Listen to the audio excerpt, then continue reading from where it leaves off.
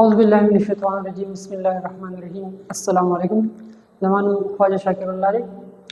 او مونږه د کلاس 10th چپټر نمبر 1 سٹارټ کړو چې په هغه کې مونږه یو پریویس چې کوم ویډیو جوړ کړی و هغه د اوسیلیټری موشنز باره کې او دغه سره ریلیټډ کوم ټرمینالوجیز و دغه باره کې مونږه ویډیو جوړ کړی و نن چې زمونږ کوم ټاپک دی د هغه د سمپل هارمونیک موشن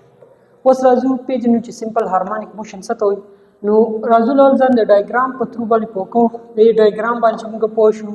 نو موږ ته دا ډیفینیشن ویل بیا سره آسان دي او په دې فارمولا باندې میتھمیټیکل فارمولا چې ما کوم لیکلې ده نو په دې باندې هم بیا به موږ په اسانه سره وایو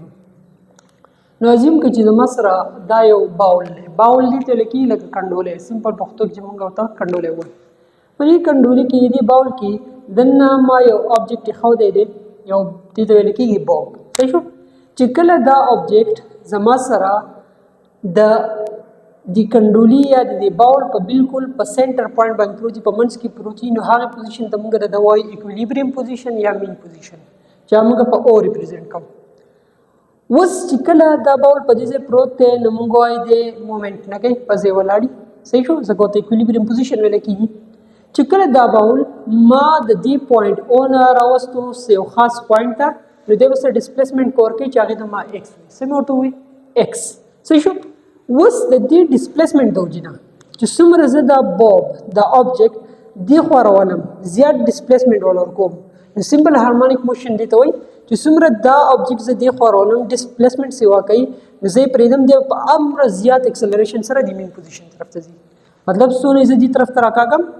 امر چې کوم دی سونه زیات د ډیسپلیسمنت او هغه امر به چې کله زه دې پریزم نو اکسلریشن به هغه امر سی وای چې لګ می راخ کو دوی دې کیتا پریزم نو لکشن کې به اخوازي اکسلریشن په کې لګ پیدا کیږي کډیر می راخ کو دو نسل به کې چې کله زه پریزم زیات اکسلریشن په کې پیدا کیږي دا زموږ سمپل هارمونیک موشن نو دې چې کومه ډیفینیشن لیکو هغه زموږ سره دې راځي چې اټ از ا سپیشل ټایپ اف اوسیلیټری موشن یاد وساتئ چې سمپل هارمونیک موشن زموږ سره د اوسیلیټری موشن یو خاص قسم دی چې پای کې موږ سن وایو چې په هغه کې د یو باډي اکسلریشن in which the acceleration of a body هغه څه ته proportionally is directly proportional to its displacement هغه خپل دی ډیسپلیسمنت ته ډایرکټلی پروپورشنلی مطلب دا چې څومره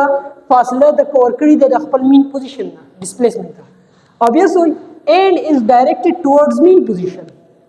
د خپل دی ډیسپلیسمنت ته ډایرکټلی پروپورشنلی مطلب څونه ته مین پوزیشن آبجیکټ بوستو دا امر به چې پر کې اکسلریشن سیو پیدا کیږي خود د اخرنی فقری مطلب سره and is directed towards mean position مطلب دا دی چې کله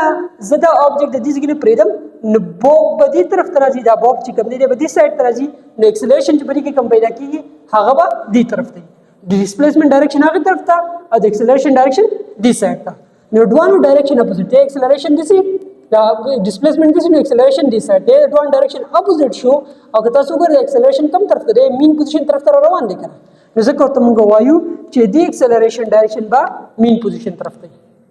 اوس دا کوم ډیفینیشن چې ما کړی دی دا یو میتھمیټیکل فارم موږ ریپرزینټ کوو میتھمیټیکل فارم موږ شو کوو چې حاصل چې اکسلریشن د آبجیکټ هغه پروپورشنلی ډیسپلیسمنت ته او دا ماینس ساين ته شو کوي چې د ډیسپلیسمنت او د اکسلریشن ډایرکشن به یو بل څه هغه به اپوزیټ